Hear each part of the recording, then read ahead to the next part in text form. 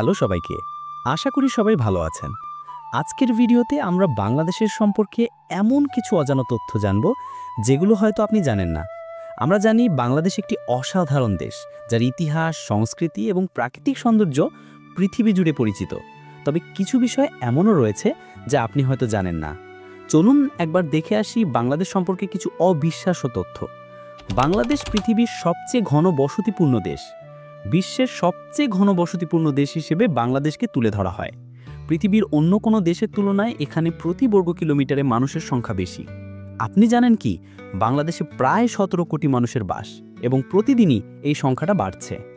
ঢাকা, চট্টগ্রাম এবং অন্যান্য শহরের কিছু কিছু এলাকাতে এতই বেশি জনসংখ্যা যে সেখানকার বাসে ওঠার জন্য আপনি যে পরিমাণ সময় কাটান তা আসলে অকল্পনীয়।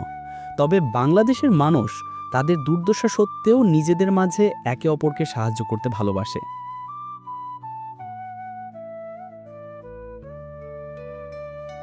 সুন্দরবন পৃথিবীর সবচেয়ে বড় ম্যানগ্রোভ ফরেস্ট। সুন্দরবন এই নামটাই যেন এক অবিশ্বাস্য রহস্য। পৃথিবীর সবচেয়ে বড় ম্যানগ্রোভ ফরেস্ট হিসেবে সুন্দরবনকে আখ্যায়িত করা হয় এবং এটি বাংলাদেশের দক্ষিণাঞ্চলে অবস্থিত।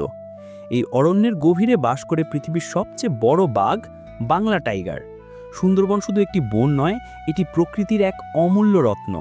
এখানে প্রচুর পাখি, জলপাই, ব্যাঙ এবং বিভিন্ন ধরনের জীববৈচিত্র্য বাস করে। এটি ইউনেস্কোর বিশ্ব ঐতিহ্য হিসেবে ঘোষিত হয়েছে।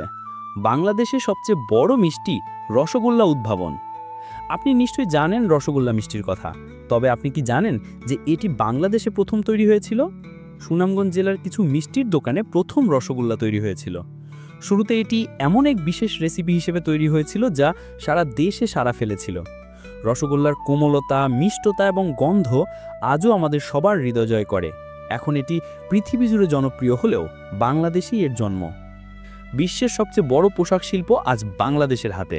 রপ্তানি শিল্পে বাংলাদেশ অনেক এগিয়ে গেছে।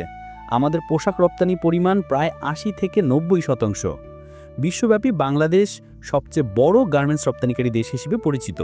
বিশেষ করে ঢাকা, চট্টগ্রাম, সিলেট এবং রাজশাহীতে গার্মেন্টস ফ্যাক্টরিগুলো আমাদের অর্থনীতিতে গুরুত্বপূর্ণ ভূমিকা পালন করছে। বিশ্বে সবচেয়ে বেশি ঝড় এবং বন্যা বাংলাদেশে।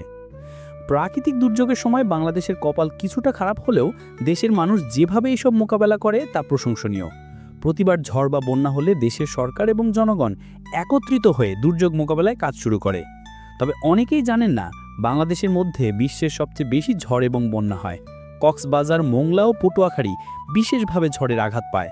তবে বাংলাদেশের মানুষের এক চমৎকার ক্ষমতা রয়েছে। প্রতিকূল অবস্থায়ও তারা চ্যালেঞ্জ গ্রহণ করতে সক্ষম। বাংলাদেশের স্বতন্ত্র মন্ত্রিপরিষদ নাই। বাংলাদেশের সরকার ব্যবস্থা একটা অদ্ভুত বৈশিষ্ট্য আছে যা পৃথিবীর অনেক দেশে দেখা যায় না। বাংলাদেশে মন্ত্রিপরিষদ গঠনের নিয়মটাই বেশ আলাদা।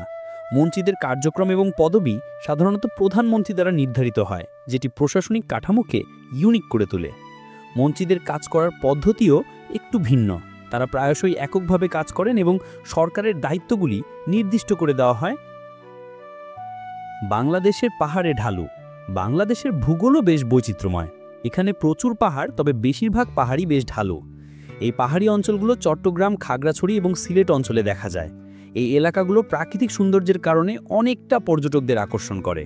ঢালু পাহাড়ের মধ্যেই ছড়িয়ে ছিটিয়ে রয়েছে ছোট ছোট গ্রাম এবং মানুষের জীবনযাত্রা অনেকটা শান্ত এবং প্রাকৃতিক।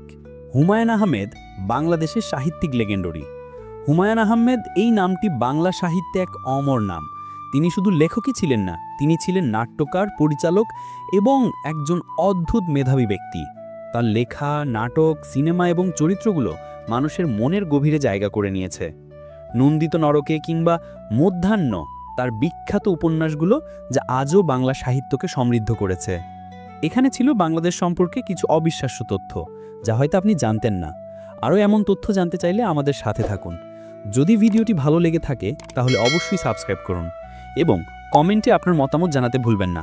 ধন্যবাদ সবাই, ভালো থাকুন।